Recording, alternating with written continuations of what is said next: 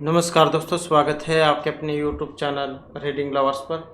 दोस्तों, आज की जो वीडियो इसमें हम करने वाले हैं, आपका जो स्टेट है Haryana teacher eligibility test TST PHT PRT एग्जामों के लिए महत्वपूर्ण जो क्वेश्चन है आज की वीडियो में हम करने वाले हैं और सभी के सभी यहाँ पर महत्वपूर्ण है। सबसे पहले हम यहाँ पर जो पेडागोजी जो है इससे महत्वपूर्ण जो हमारे क्वेश्चन बनते हैं उनको हम करेंगे। उसके बाद आपका जो अन्य सब्जेक्ट है वो आ जाएगा।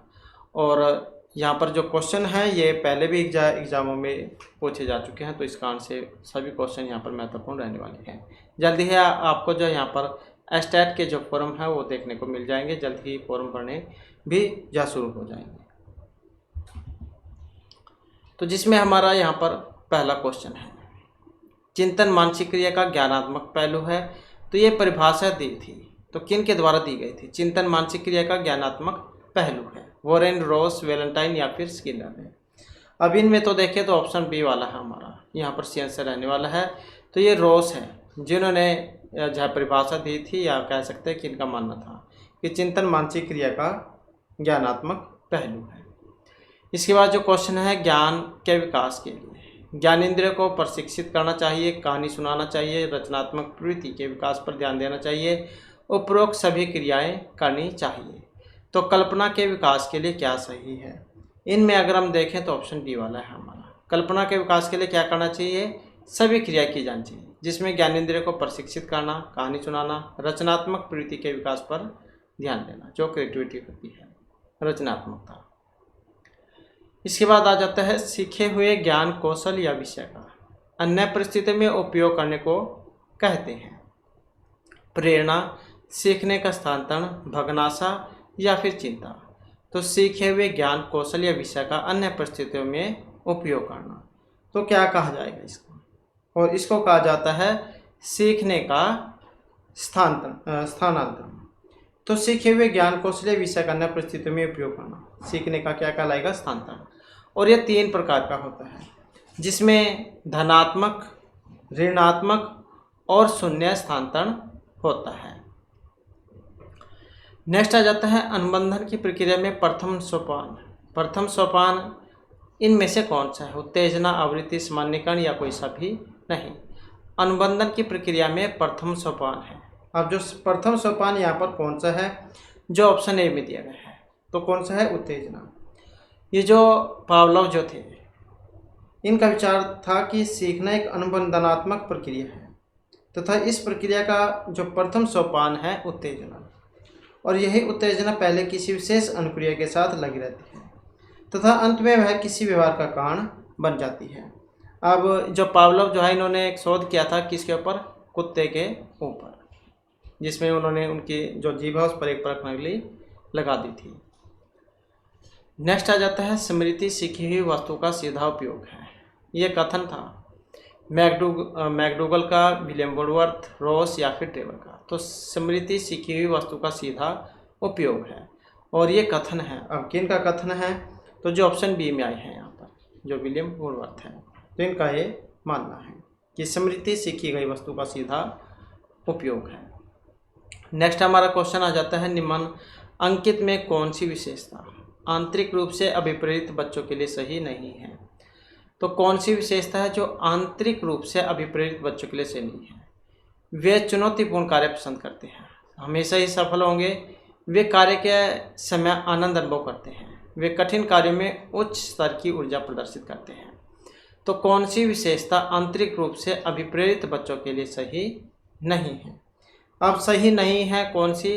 कि वे हमेशा ही सफल होंगे। तो ये बात जरूरी यहाँ पर नहीं है कि हमेशा ही सफल होंगे। जब कोई बालक किसी कार्य को स्वयं अपनी इच्छा से करता है, तो इस प्रकार की अभिप्रेरित बालक को आंतरिक रूप से अभिप्रेरित कहा जाएगा।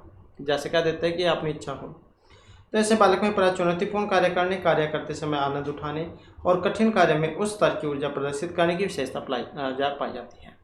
तो कह देते हैं जैसे छोटा बच्चा, उसको कोई काम कह दिया, अगर उसकी मर्जी होगी करने की तो एकदम से उठकर जा उसको काम को करना लग जाएगा। अगर उसकी मर्जी नहीं होगी तो वो बहाने बनाने लग जाएगा कि अब करूँगा, थोड़ी देर में करूँगा, कल करूँगा, परसों करूँगा। तो ऐसे अगर आंतरिक प्रेरणा है तो वो उस काम को साफ तरीके से करेगा, जल्दी भी सीख जाएगा। तो मर्जी भी होना जरूरी है। इसके बाद है बालक एक ऐसी पुस्तक है जिसका शिक्षक को आद्योपांत अध्ययन करना चाहिए। उपरोक्त कथन किसके द्वारा दिया गया है? प्लेटो, अरस्तु, रूसो या रोस का। बालक एक ऐसी पुस्तक है जिसका शिक्षक को आद्योपांत अध्ययन करना चाहिए। अब ये कथन है, किन का कथन है?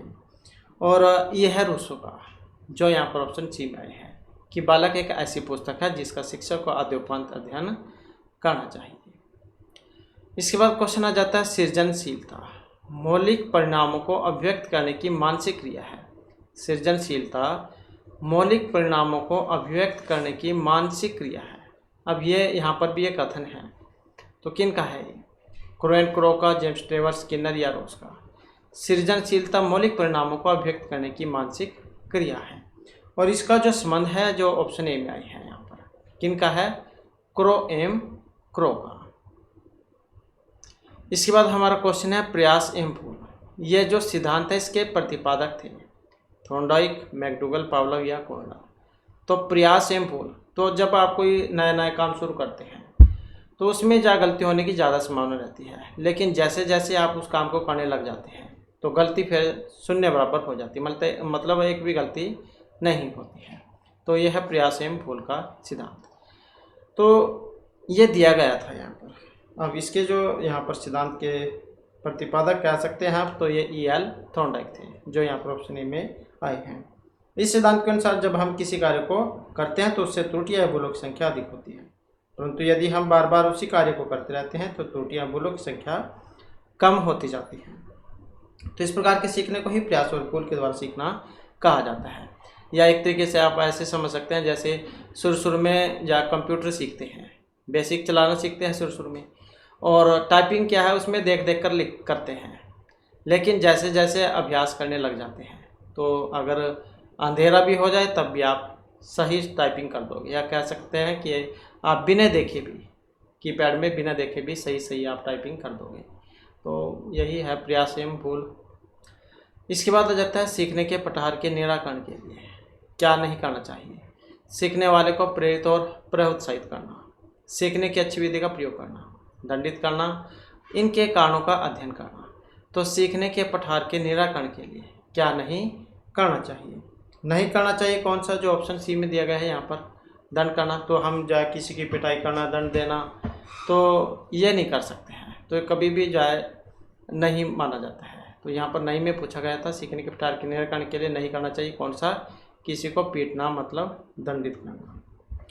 तो ये जो सीखना जो है इसकी गति सदैव समान नहीं होती, इसलिए आवश्यक है कि सीखने के पठार के निराकरण हेतु सीखने वाले को दंडित न किया जाए, बल्कि सीखने वाले को क्या है? प्रेरित किया जाए, शिक्षण विधियों को बदला जाए और उसकी कमजोरी के कारणों की खोज कर उन्हें दूर किया जाए। मतलब उसमें क्या, कहीं पर कौन सी दिक्कत आ रही है जिस कारण से वो सही नहीं सीख रहा है, विधि गलत है, क्वेश्चन गलत है, ये कहाँ पर दिक्कत है, तो उसी को पता लगाकर दूर किया जाना चाहिए। इसके बाद आ जाता है अभिप्रेरणा के लिए अक्सर शब्द का प्रयोग किया जाता है, संवेगों का, आवश्यकता, प्रत्यक्षीकरण या फिर भावना का। तो अभिप्रेरणा जो है इसके लिए किस शब्द का प्रयोग किया जाता है? तो इसके लिए जो हम प्रयोग में करेंगे आवश्यकता का, जो ऑप्शन बी में आया है। तो ये जो लावेल जो है इनका मानना था, ये इनका विचार है कि अभिप्रेरणा किसी आवश्यकता की उत्पत्ति में उत्पन्न होती है, और यह एक ऐसी क्रिया की ओर गतिशील होती है जो किसी आवश्यकता को संतुष्ट करेगी, और यही कारण है कि अक्सर अभिप्रेरणा को आवश्यकता भी कहा जाता है। इसके बाद आ जाता है अगला क्वेश्चन। यहाँ पर हमारा क्वेश्चन है, तो विद्यार्थी में प्रत्यय विकास या निर्माण के लिए शिक्षक की शिक्षण विधि सरल से जटिल की ओर होनी चाहिए। कोई विद्यार्थी व्यापक अनुभव को अवसर प्रदान करना चाहिए, कोई विद्यार्थी को निर्मित प्रत्ययों के अंतर का अवसर देना चाहिए, या ये सभी करनी चाहिए। तो कौन सा सही है इसमें? विद्यार्थी में प्रत्यय विकास या निर्माण के लिए शिक्षक को क्या करना चाहिए, क्या होनी चाहिए? अभी इनमें अगर देखें तो यहाँ पर इन सभी को माना गया है, जिसमें शिक्षण विधि सरल से जटिल की ओर होनी चाहिए, विद्यार्थियों को व्यापक अनुभव को अवसर प्रदान करना चाहिए, और उनको विद्यार्थियों को निर्मित प्रत्ययों के अंतरण का अवसर देना चाहिए। तो ये सभी होने चाहिए। इसके बाद आ जाता है किशोर अवस्था। चार जो अवस्थाएं होती हैं, शैशव, बाल्य, किशोर और युवा। तो ये जो किशोर अवस्था है 12 से 18 वाली, तो किशोरावस्था में संवेगों की तीव्रता किस प्रकार प्रकट होती है? प्रतिकूल, पारिवारिक संबंध, व्यवसाय की समस्या, नए परिस्थितियों के साथ समायोजन या ये सभी। तो किशोर अवस्था में संवेगों की तीव्रता किस प्रकार प्रकट होती है? जो यहाँ पर ऑप्शन डी में आई है, इन सभी के द्वारा। तो किशोर अनेक प्रकार के संवेगों से संघर्ष करता है और उसे प्रतिकूल पारिवारिक संबंध, व्यवसाय की समस्या, नए परिस्थितियों के साथ समायोजन करने में समस्या होती है, जिसका मूल कारण उसके संवेगों का तीव्र गति से प्रकट होना होता है। इसके बाद है 140 से अधिक बुद्धि लब्धि जिसकी आयु है वाले बच्चों को कौन सी श्रेणी में रखा जाएगा? ये 140 वाले जो होते हैं, 140 से इससे ज़्यादा वाले, 140 प्लस वाले। तो यहाँ पर देखें तो इस प्रकार के जो बच्चे हैं उनको प्रतिभाशाली की श्रेणी में रखा जाता है। इनका आईक्यू जब वो तेज होता है, किसी भी समस्या को जल्दी हल कर लेते हैं और कोई भी क्वेश्चन आप इनसे पूछ लो एकदम से जाओ उसका उत्तर ये बता देते हैं, मतलब सारे काम में तेज होते हैं। इसके बाद है मनुष्य की बुद्धि आगे की पीढ़ियों में संक्रमित होती है। इसका कार्य इस जन्मजात योग्यता के विकास के लिए उपयुक्त परिस्थितियों का निर्माण करना है, क्षेत्र का, मौसम का, वातावरण का या फिर जलवायु का। तो मनुष्य की बुद्धि आगे की पीढ़ियों में संक्रमित होती है। इसका कार्य इस जन्मजात योग्यता के विकास के लिए उपयुक्त परिस्थितियों का निर्माण करना होता है। जो यहाँ पर ऑप्शन सी में आया है, कौन सा है? ये वातावरण है। इसके बाद आ जाता है पूरे आवृत्ति वितरण के प्रतिनिधित्व करने वाले मान को कहा जाता है। तो पूरे आवृत्ति वितरण के प्रतिनिधित्व करने वाले मान को, इसको हम प्रामाणिक विचलन का मान, केंद्रवर्ती परिमाप, सहसंबंधी प्रतिनिधि का मान, समूहज प्रतिशत प्रतिनिधि का मान। तो इसको क्या कहा जाएगा? इसमें देखें तो ऑप्शन है हमारा बी वाला। तो केंद्रवर्ती परिमाप का मान इसको कहा जाता है, जिसमें माध्य, माध्यिका, बहुलक ये आ जाते हैं। इसके बाद है कौन सी दशा या फिर दशाएं ध्यान को आकर्षित करने की आंतरिक दशा नहीं है? तो कौन सी दशा या फिर दशाएं ध्यान को आकर्षित करने की आंतरिक दशा नहीं है? उद्दीपन की स्थिति, आवश्यकता, दोनों या कोई सी भी नहीं। कौन सी दशा या फिर दिशाएं ध्यान को आकर्षित करने की आंतरिक दशा नहीं है? जो ऑप्शन ए में आई है, कौन सी? उद्दीपन की स्थिति। इसके बाद है संवेग। संवेग की उत्पत्ति होती है आदतों से, मूल प्रवृत्तियों से, शारीरिक विकास से, संप्रत्तियों के निर्माण से। तो संवेग की उत्पत्ति होती है, जो यहाँ पर ऑप्शन बी में आई है, मूल प्रवृत्तियों से। संवेग क्या है? संवेग है प्राणी की जटिल दशा जिसमें शारीरिक परिवर्तन, प्रबल भावना के कारण उत्तेजित दशा और एक निश्चित प्रकार का व्यवहार करने की प्रवृत्ति नहीं रहती है, जिसकी उत्पत्ति मूल प्रवृत्तियों के कारण होती है। और अभी तक जो है 14 जो मूल प्रवृत्तियाँ जो है इनको पहचाना जा चुका है।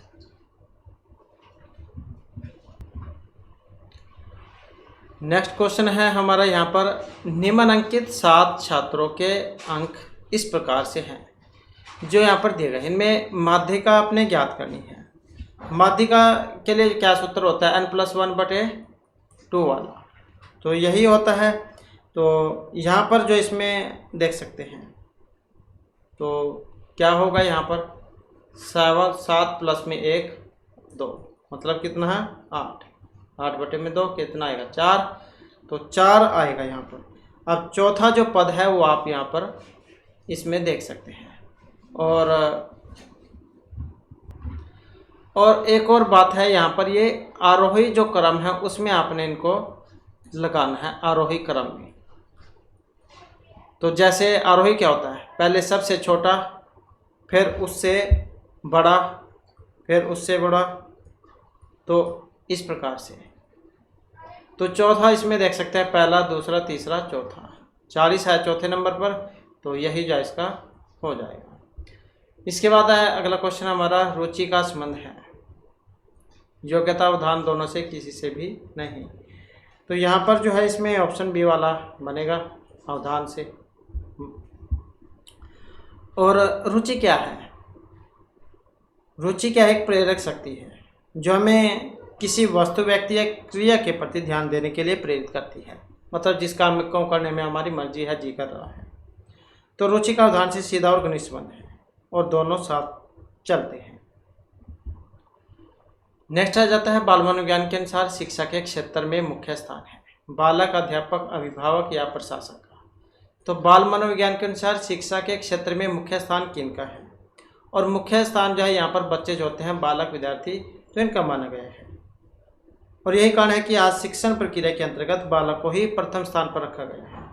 संपूर्ण शिक्षण व्यवस्था बालक के ही इर्द गिर्द घूमती है। इसके बाद है सामान्य से विशेष की तरक्की प्रक्रिया कौन सी पद्धति में है? आगमन, निगमन दोनों में, किसी में भी नहीं। तो सामान्य से विशिष्ट की ओर विधि है। तो सामान्य से विशेष की तरक्की प्रक्रिया कौन सी पद्धति में आती है? और यहाँ पर जो है ऑप्शन बी वाला रहेगा। सामान्य से विशेष जाए निगमनात्मक जो विधि है इसमें आ जाता है। इसमें पहले नियम आते हैं। तो निगमनात्मक विधि में तरक करते हुए सामान्य से विशिष्ट की ओर या नियम से उदाहरण की ओर चला जाता है। वैसे नहीं आप याद रख सकते हैं कौन सी की है। तो जैसे नी है शुरू में, नी नियम, पहले नियम बाद में उदाहरण, पहले नियम और बाद में उदाहरण।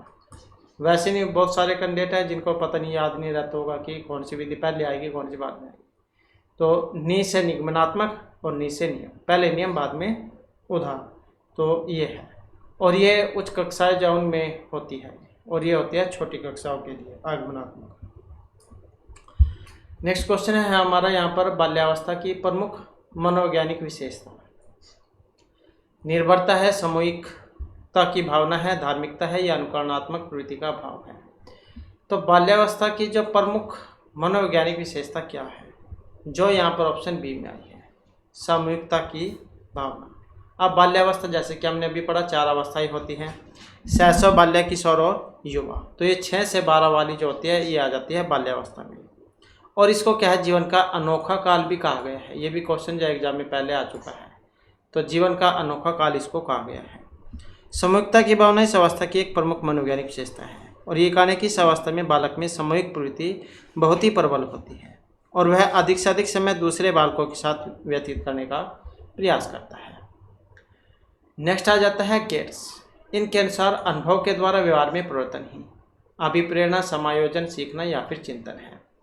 तो गेट्स जॉन के अनुसार अनुभव के द्वारा व्यवहार में परिवर्तन ही क्या है? तो जो ऑप्शन सी में आया है, क्या है? सीखना। अनुभव के द्वारा व्यवहार में परिवर्तन ही सीखना है। तो ऐसे मानने वाले थे गेट्स। नेक्स्ट हमारा क्वेश्चन आ जाता है अपने आप को प्रेम करने की प्रवृत्ति। इसको कहा जाता है आत्म केंद्रित, अहंकारी, नार्सिज्म या हिप्नोटाइज्म। हिप्नोटाइज जैसे गाना सुना होगा, हिप्नोटाइज करे। तो ये कौन सा है इसका? अपने आप को प्रेम करने की प्रवृत्ति। तो अपने आप को जो प्रेम करते हैं उसको नार्सिज्म कहा जाता है। हिप्नोटाइज होता है किसी को अपने वश में करना। तो ये नार्सिज्म है जो अपने आप को ही प्रेम करने की प्रवृत्ति होती है। नेक्स्ट क्वेश्चन है हमारा, जिस वक्र रेखा में प्रारंभ में सीखने की गति तेज होगी, बाद में धीमी हो जाएगी, मंद हो जाएगी, तो उसमें जो वक्र बनेगा ये उन्नत उदर बनेगा, नत उदर बनेगा, मिश्रित बनेगा, यह वक्र रेखा नहीं होता है। जिसमें सीखने की गति शुरू में तेज होगी, शुरू में होगी तेज, लेकिन बाद में क्या है वो मंद हो जाएगी। तो यहाँ पर जो इसमें बनेगा ऑप्शन ए वाला, उन्नत उदर जो वक्र है, कॉन्वेक्स कर्व, वो यहाँ पर इसमें बनेगा। अब जो एग्ज़ाम है उसमें जैसे चित्र के माध्यम से भी पूछा गया था। तो जैसे ये वाला है, ये वाला जो होगा, ये वाला, तो इसको तो कहा जाता है उन्नत उदर वक्र, ये वाला, जिसमें प्रारंभ में जो सीखने की गति तेज होगी, बाद में वो धीमी हो जाएगी। और एक होता है सरल वाला। सरल वाला कैसे बनेगा? तो सरल वाला बनेगा बिल्कुल सीधा, ऐसे बनेगा बिल्कुल सीधा, ये सरल वक्र होगा। और एक होता है ये वाला नत उदर। ये वाला कैसे बनता है? इसमें जो शुरू में जो गति होगी वो कैसी होगी? धीमी, और बाद में तेज, ऐसे जा बनेगा, ऐसे शुरू में धीमी बाद में तेज, ये है नत उदर। और शुरू में तेज बाद में धीमी, ये उन्नत, ये नत, ये सरल वाला। और एक ये मिश्रित भी होता है। मिश्रित वाला कैसे बनता है? तो मिश्रित वाला में जो है पहले जैसे कम हो जाएगी, बीच में तेज हो जाएगी, फिर कम हो जाएगी, इसमें ऐसा वाला बनता है। ये मिश्रित है, नत उदर, सरल, उन्नत। तो ऐसे जाए बनते हैं। तो ये पहले जो है एक एग्ज़ाम में पूछा गया था कि इस प्रकार चित्र दे दिया गया था कि पूछा गया था कि ये कौन से वाला है। इसके बाद आ जाता है व्यक्तिगत भिन्नता। इसका अर्थ है दो व्यक्तियों में शारीरिक भिन्नता होना। कोई दो व्यक्ति शारीरिक मानसिक योग्यता और संवेगात्मक दशा में एक जैसे नहीं होते हैं। कोई दो व्यक्ति शारीरिक और मानसिक योग्यता में समान और एक जैसे होते हैं, कोई सा भी नहीं। अब इनमें अगर हम देखें तो कौन सा बनेगा यहाँ पर जो ऑप्शन बी वाला हमारा हो जाएगा। तो बी वाला जो है यहाँ पर हो जाएगा व्यक्तिगत भिन्नता। अब व्यक्तिगत भिन्नता क्या होते हैं, जैसे क्लास है, क्लास में जब बच्चे विभिन्न होते हैं, कोई काम को जल्दी करने वाले होते हैं, कोई धीरे धीरे चलते हैं, कोई सामान्य से होते हैं। तो इस प्रकार से जो अलग अलग व्यक्तित्व वाले होते हैं, सभी का स्वभाव भी अलग अलग होता है, सोचने का, काम करने की क्षमता, लिखने की, वो सारी सबकी अलग अलग होती है। तो व्यक्तिगत भिन्नता से जो मतलब है दो व्यक्ति शारीरिक मानसिक योग्यता और संवेगात्मक दशाओं में समान और एक जैसे नहीं होते। अपने परिवार से ही मान लो आप, जैसे एक परिवार है, परिवार में सभी की सोच अलग अलग है, काम करने का तरीका अलग अलग है, तो ऐसे ही क्लास में है। नेक्स्ट आ जाता है मानसिक स्वास्थ्य विज्ञान का प्रमुख उद्देश्य है बालक में मानसिक स्वास्थ्य की रक्षा करना, कुछ समायोजन का निराकरण करना, दोनों कोई से भी नहीं। तो मानसिक स्वास्थ्य विज्ञान का प्रमुख उद्देश्य कौन सा है, और दोनों ही आ जाएंगे यहाँ पर। ये बालक के मानसिक स्वास्थ्य की रक्षा करना, कुछ समायोजन का निराकरण करना, ये आ जाएंगे। नेक्स्ट क्वेश्चन है हमारा, निम्नलिखित में से कौन सा कथन सही नहीं है। वंशानुक्रम माता पिता से संतान में गुणों का संचरण है। विकास प्राणी और उसके प्रवण की अंतःक्रिया का परिणाम है। वंशानुक्रम व्यक्ति की जन्मजात विशेषताओं का शोधन है। माता पिता की शारीरिक मानसिक विशेषताओं का संतानों में संचरित होना ही वंशानुक्रम है। कौन सा कथन सही नहीं है? अब नहीं है तो जो ऑप्शन सी में है, वंशानुक्रम व्यक्ति की जन्मजात विशेषताओं का शोधन है, क्योंकि नहीं में पूछा गया था, तो यही यहाँ पर इसका सही आंसर रहेगा। इसके बाद आ जाता है साहचर्य का नियम।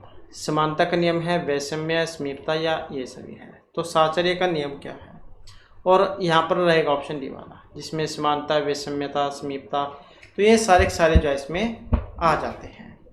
तो ये तो जो हमारे यहाँ पर जो है जो बाल विकास एवं शिक्षा शास्त्र से क्वेश्चन थे।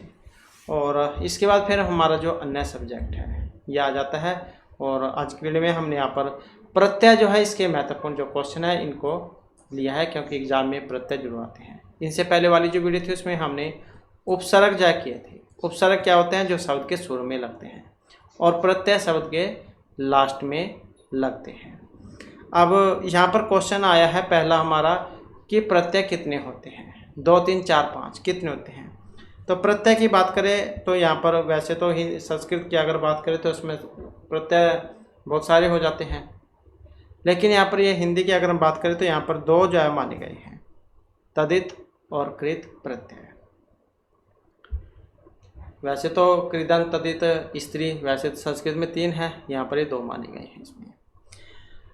इसके बाद है इनमें से तंद्रालु में कौन सा प्रत्यय है। तंद्रालु वैसे नहीं, कई बार पता लगता है जब इसको बोलते हैं तो बाद में आवाज़ आप देख सकते हैं किसकी आ रही है, तंद्रालु। तो किसकी आ रही है, तंद्रालु, लू की आ रही है, तो यही प्रत्यय हो जाएगा।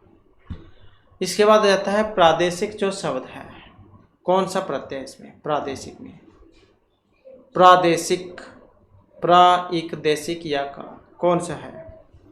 तो यहाँ पर प्रादेशिक इक, तो कौन सा हो जाएगा, इक प्रत्यय। इक जो है ये तदित प्रत्यय है, और तदित प्रत्यय संज्ञा, सर्वनाम और विशेषण शब्दों के अंत में जुड़कर तद्दांत शब्दों की रचना करते हैं। इसके बाद है रक्तिमा, इसमें कौन सा है, इमा, अमा, मा, या आ। रक्तिमा तो कौन सा है इसमें। अब ये का हादा है तो ता की जो आवाज़ जो ई है ये इसके साथ बोली जाएगी, रक्तिमा, तीमा, रक्तिमा। तो इसमें देख सकते हैं आप ईमा की आवाज़ आएगी बाद में, रक्तिमा, ईमा। इसके बाद है अगला क्वेश्चन हमारा, क्वेश्चन रहेगा त्रि प्रत्यय से बना कौन सा शब्द है। दानशील, शिक्षक, पितृभक्ति, या निंदा। त्रि, तो इसमें कौन सा है, और इसमें जाए ये पितृ वाला है, पितृभक्ति, नेक्स्ट क्वेश्चन है दास्तव, इसमें कौन सा प्रत्यय है? व तव तव सब, एक ये तव है, एक आधा वाला है।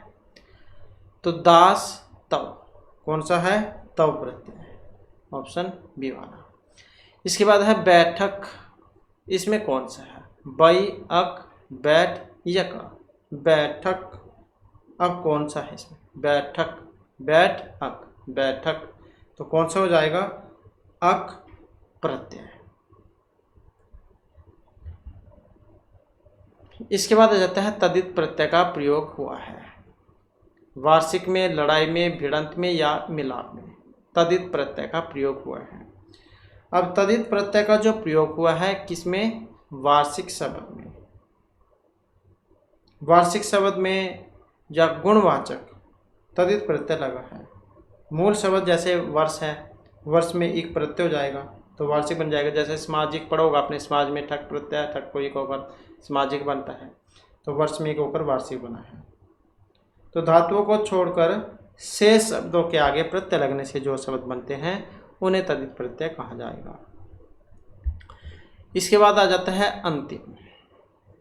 किस प्रत्यय का प्रयोग हुआ इसमें? अंतिम, अ का, म का, इम या तिम का, अंतिम। तो यहाँ पर भी आप देख सकते हैं किसकी आवाज आई है? इम, अंत इम अंतिम, इम की आवाज आई है तो यही प्रत्यय हो जाएगा। इसके बाद आ जाता है धार्मिक, इसमें कौन सा प्रत्यय है? का, मिक, इक या धर्म, कौन सा है प्रत्यय? तो धर्म प्लस में एक, धार्मिक, जैसे हमने समाज वाला पढ़ा था, सामाजिक, धार्मिक, तो एक प्रत्यय हो जाएगा। धर्म प्लस में एक, धार्मिक, ये दीर्घ हुआ, इसको बना है। इसके बाद इनमें से दीर्घ प्रत्यय से निर्मित शब्द कौन सा है? दीर्घ ये देख सकते हैं, वैसे तो मंडली में भी है, टोकरी, नगरी या नारी, इसका तो साफ पता लग रहा है पहले ये प्रत्यय इसमें। तो अब कौन सा हो सकता है? इनमें से दीर्घ ई प्रत्यय से शब्द कौन सा नहीं में पूछा गया है? अब कौन सा है? तो यहाँ पर हमें पहले ही पता लग चुका है, ई प्रत्यय से बना है तो यही हो जाएगा, क्योंकि मंडली, टोकरी, नाली सारों में बड़ी ई है दीर्घ ई, इसमें ई है। नेक्स्ट आ जाता है यहाँ पर सूची 1 को 2 के साथ मिलान करना। तो जैसे पाठक, चालक, झटका, पशु तव, वैसे भी आसानी से कर सकते हैं। तव देख सकते हैं जैसे पशु तव, अब एक में ही है इसमें। तो डी का एक में देख सकते हैं कौन सा है, इसमें है डी का एक, अब इसमें भी है। फिर नेक्स्ट में देख सकते हैं हम जैसे झटका, आ देख सकते हैं आप कौन से में है। अब जैसे ये है सी का 2 में देख सकते हैं, सी का 2 कौन से में है। अब सी का 2 सिर्फ इसी में है क्योंकि इसमें तो नहीं है, तो यही सी आंसर हमारा बन जाएगा। पाठ अक, पाठ प्लस में अक, पाठक बनता है। चाल प्लस में आक, चालाक बनता है। झट प्लस में झटका, झटक प्लस में आ, झटका। पशु प्लस में तव, पशु तव। इसके बाद आ जाता है सावधानी, कौन सा प्रत्यय इसमें? नी है, धानी है, आनी है या दीर्घ ई है। अब इसमें देखें तो ऑप्शन सी वाला है, इसमें सावधानी, दीर्घ ई प्रत्यय, सावधान शब्द है और दीर्घ ई है सावधानी। जिंदगी में कौन सा है? तो यहाँ पर भी देखें तो जिंदगी में गी, गी प्रत्यय है, जिंदगी। अब ये तो बात हो गई प्रत्यय की। अगर ये पूछ ले जाए कि जिंदगी कौन सी भाषा का शब्द है, तो ये फारसी भाषा में आता है। किसमें? फारसी में। इसके बाद आ जाता है नी प्रत्यय। नी प्रत्यय नहीं में पूछ लिया गया है। शेरनी, नौकरानी, मोरनी, कुटनी। नी प्रत्यय नहीं लगा है। किसमें नहीं लगा है? जो नौकरानी है, नौकर आनी, नौकरानी, तो इसमें नहीं है क्योंकि कौन सा इसमें? आनी, नौकर आनी, नौकरानी। रसोईया, इसमें कौन सा है? या है, आ, या फिर रस। रसोईया कौन सा प्रत्यय इसमें? प्रत्यय की बात करें तो रसोई या, कौन सा हो जाएगा? या, रसोईया। नेक्स्ट क्वेश्चन है हमारा, आहट, आवट, आस आदि किस प्रकार के तद्धित प्रत्यय हैं? आहट, आवट और आस कर्तरी है, कर्म है, भाव है या संबंधवाचक है? तो कौन से वाले हैं यहाँ पर ये? इनमें अगर हम देखें तो भाववाचक इनको माना गया है। आहट, आवट, आस भाववाचक हैं ये। तो जिन प्रत्ययों के जुड़ने से संज्ञा या विशेषण शब्द भाव या भाव का बोध कराने लग जाते हैं तो उन्हें कहा जाएगा भाववाचक तद्धित प्रत्यय। इसके बाद जाता है अगला क्वेश्चन हमारा, जैसे औपचारिक है, इसमें कौन सा प्रत्यय है? अ, क, इक या इक। औपचारिक, अब इसमें भी आप देख सकते हैं यहाँ पर एक में दीर्घ ई है, एक में ह्रस्व है। अब ये छोटी ई है, ये ह्रस्व ई, तो यही हो जाएगा क्योंकि ये तो बन ही रहा है यहाँ पर। इसमें फिर दीर्घ होनी चाहिए थी यहाँ पर बड़ी, तो यही इसका हो जाएगा औपचारिक। नेक्स्ट आ जाता है धातुओं के अंत में जोड़ने वाले जो प्रत्यय हैं, ये क्रियाघोतक प्रत्यय हैं, कृत है, तद्धित है, या भावघोतक होते हैं। तो धातु के अंत में जो लगने वाले मतलब धातु में लगते हैं, तो धातु में जो लगते हैं उनको कृदंत प्रत्यय कहा जाता है, कृत प्रत्यय। तो यही हो जाएंगे। इसके बाद है अगला क्वेश्चन हमारा भलाई। भलाई में कौन सा प्रत्यय है? भलाई, दीर्घ ई आई भा तो हो ही नहीं सकता कि शुरू में है लाई। अब इसमें अगर हम देखें तो भलाई, भल आई भलाई, या भला प्लस में आई भलाई, तो कौन सा हो जाएगा? आई, भल प्लस आई भलाई। नेक्स्ट आ जाता है पुस्तकीय। अब दीर्घ इया, एक ह्रस्व इया है मतलब छोटी ई, एक या है, एक में किया है। अब पुस्तक प्लस में इया पुस्तकीय है। अब किया तो हो नहीं सकता, ये भी नहीं हो सकता, बच गए तो पुस्तकीय। अब जब हम इसको बोलते हैं तो बाद में इया की आवाज़ आती है, दीर्घ ई है, तो यही सी आंसर हो जाएगा। जैसे नगरीय बनता है, शासकीय बनता है, तो इस प्रकार से स्वर्गीय। नेक्स्ट क्वेश्चन है हमारा सुमित्रा। सुमित्रा, आ, इत्रा, अ, यत्रा।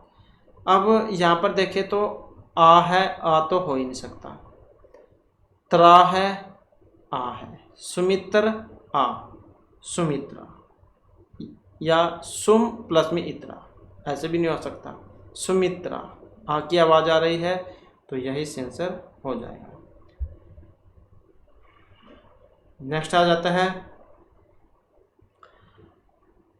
और ऐसे भी आ जाता है कई बार कि ऐसा कौन सा शब्द है जो उपसर्ग और प्रत्यय से मिलकर बना है, तो यही वाला शब्द हो जाएगा क्योंकि इसमें सो भी जुड़ा है और आ भी जुड़ा हुआ है। तो ऐसे भी एग्जाम में ये पूछे गए हैं। नेक्स्ट आ जाता है आंशिक। इसमें कौन सा प्रत्यय है? अ, का, सिक या इक। आंशिक, तो इसमें अगर हम देखें तो अंश इक, ये तो वैसे दीर्घ है, यहाँ पर अंश शब्द है, अंश, इसमें दीर्घ होकर फिर अंश बना था, और इक क्योंकि ह्रस्व ई है, तो इक, अंश इक, यही से आंसर हो जाएगा, इक प्रत्यय। जैसे नैतिक, वैदिक, धार्मिक, आर्थिक। मिठास, मीठा, आस, ठास, प्यास, कौन सा है? तो मिठास, खटास, भड़ास, आस की आवाज़ आई है बाद में, तो यही हो जाएगा। नेक्स्ट क्वेश्चन है हमारा सुहावना, लिखाई, छलिया। इसमें निहित प्रत्यय के लिए सही विकल्प बताइए। अवनी, खाई, या, वना, आई, या, कौन सा है? मतलब इनमें होना चाहिए। अब इनमें अगर हम देखें तो कौन सा बनेगा इसमें? सुहावना, सुहावना, लिख, आई, छल, इया, छलिया, तो यही जो इसका सी आंसर हो जाएगा, आवना, आई और इया। नेक्स्ट आ जाता है क्वेश्चन हमारा बच्चा में पन प्रत्यय लगने पर बनेगा। बच्चापन, बचावपन, बचपन, या बच्चावन। तो बच्चा और पन होने पर कौन सा शब्द बनेगा? तो पन प्रत्यय लगने पर बचपन जा बनेगा, तो बचपन बनेगा इसका, ऑप्शन डी वाला। नेक्स्ट आ जाता है जैसे पागलपन, ग्वारपन, नीचपन, ऐसे हो जाता है। इसके बाद आ जाता है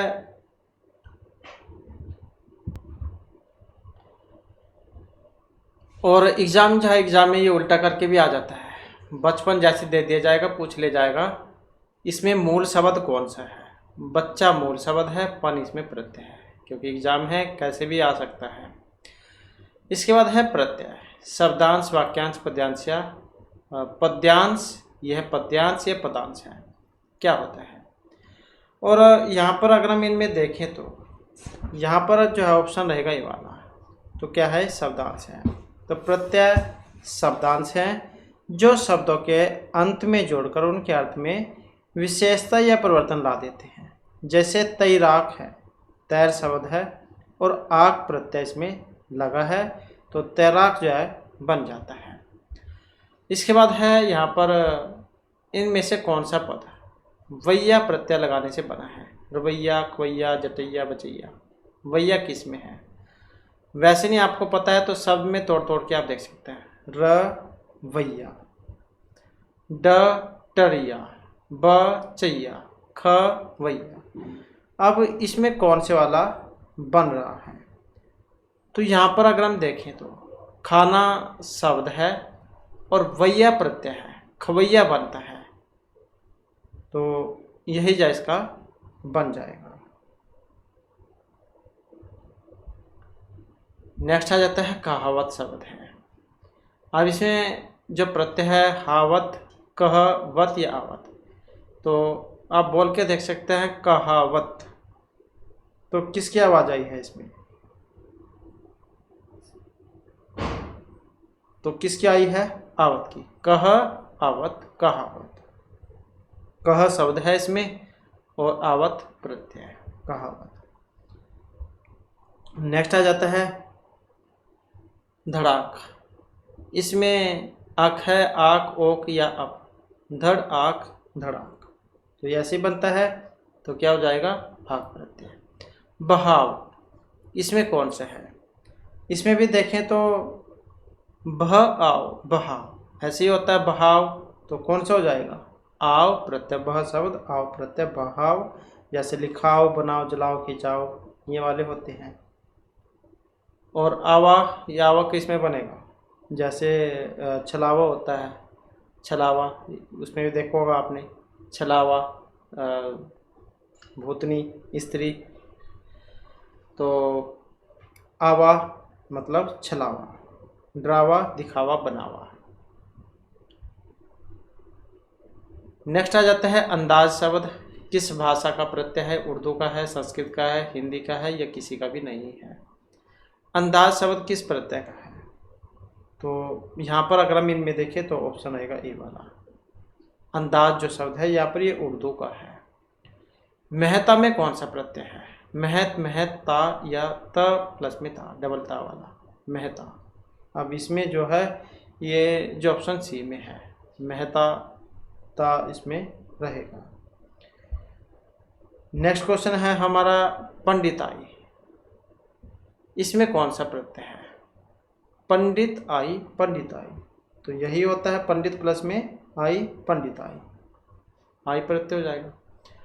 नेक्स्ट क्वेश्चन है हमारा दोष हरता।